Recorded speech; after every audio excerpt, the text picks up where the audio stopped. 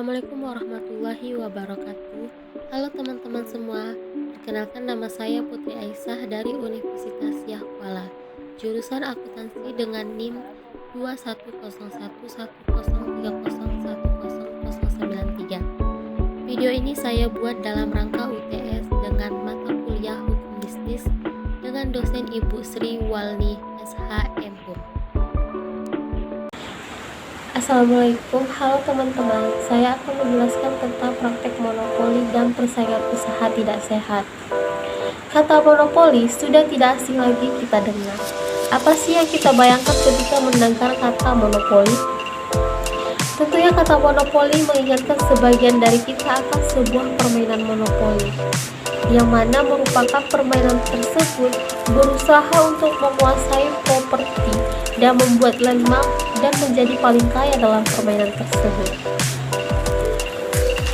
Di Indonesia sendiri, praktek monopoli pertama kali resmi dimulai pada zaman VOC, yaitu pada tanggal 20 Maret 1602 di Hindia Belanda. Jadi apa sih pengertian dari monopoli? Kata monopoli berasal dari bahasa Yunani, yaitu monos dan polei. Monos artinya satu, sedangkan polei artinya menjual.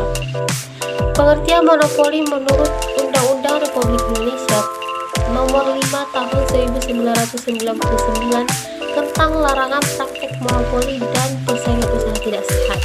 Monopoli adalah penguasaan atas produksi, pemasaran barang atau penggunaan jasa tertentu oleh satu pelaku usaha atau satu kelompok usaha. Hal ini dikarenakan hanya satu perusahaan yang memiliki layanan yang dibutuhkan oleh banyak orang, menjadikan perusahaan itu tidak memiliki pesaing atau kompetitor.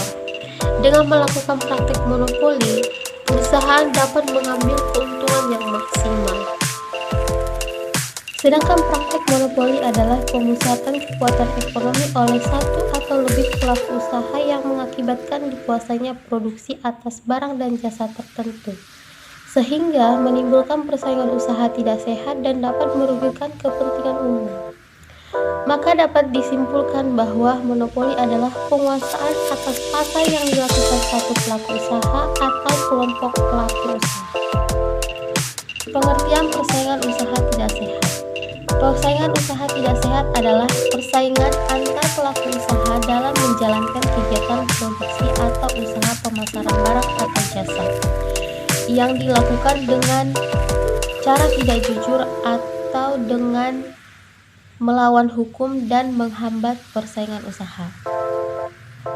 Dalam Undang-Undang Nomor 5 Tahun 1999 tentang larangan praktek monopoli dan persaingan usaha tidak sehat, secara umum mengandung 6 bagian pengaturan yang terdiri dari 1. Perjanjian yang dilarang, 2. Kegiatan yang dilarang, 3. Posisi dominan, 4. Pengawas persaingan usaha, 5. Penegakan hukum, dan yang keenam ketentuan lain. Contoh kasus pelanggaran terhadap praktek larangan monopoli dan persaingan usaha tidak sehat, yaitu contohnya di kondisi pandemik sekarang, yaitu COVID-19, menimbulkan panic buying yang dilakukan oleh masyarakat. Kepanikan tersebut terjadi bukan hanya di sektor bahan atau makanan pokok, tetapi dialami pula pada kondisi yang biasanya hanya dibeli segelintir orang, menjadi tren baru yaitu masker. Khususnya masker N95 yang dianggap menjadi masker terbaik untuk mencegah penyebaran virus COVID-19. Kondisi tersebut digunakan beberapa kompetitor yang kurang bertanggung jawab yang kemudian menimbun masker N95 sehingga masker N95 menjadi langka dan harga masker N95 menjadi meningkat secara signifikan dari 20 ribuan hingga jutaan. Hal ini merupakan tindakan kecurangan dari kompetitor yang kurang bertanggung jawab. Dalam Undang-Undang Nomor 5 Tahun 1999, Pasal 17 Ayat 1 dan 2. Ayat 1, pelaku usaha dilarang melakukan penguasaan atas produksi, dan atau pemasaran barang dan atau jasa yang dapat mengakibatkan terjadinya praktek monopoli dan atau persaingan usaha tidak sehat. Ayat 2, pelaku usaha patut diduga atau dianggap melakukan penguasaan atas produksi dan atau pemasaran barang dan atau jasa sebagaimana dimaksud dalam ayat 1 apabila A.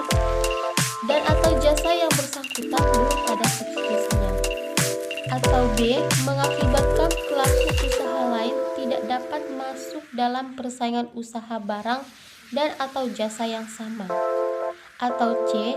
pelaku usaha atau satu kelompok usaha menguasai lebih dari 50% pasar satu jenis barang atau jasa tertentu.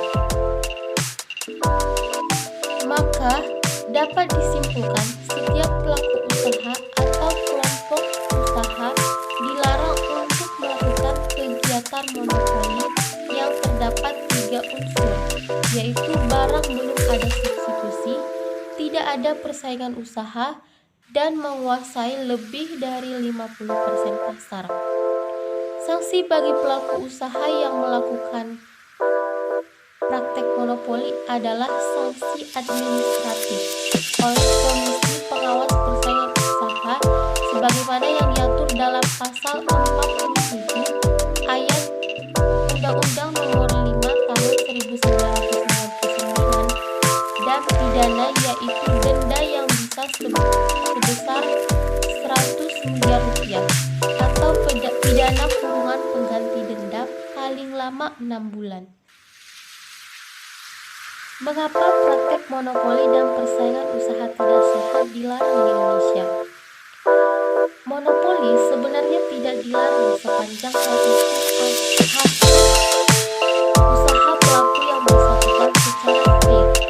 Misalnya, jika suatu pelaku usaha A menghasilkan atau memproduksi suatu produk baru di pasar, otomatis pelaku usaha tersebut sebagai monopolis.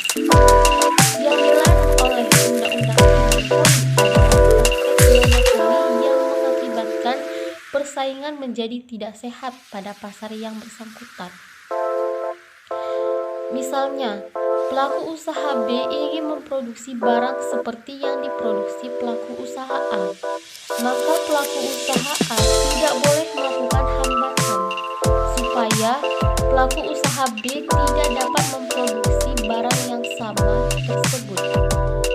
Selain itu, pelaku usaha A ada kemungkinan bisa melakukan hambatan masuk pasar, seperti jika pelaku usaha A mematenkan produk temuannya kepada Dirjen Paten dan pelaku usaha A mempunyai hak monopoli, biasanya selama 20 tahun.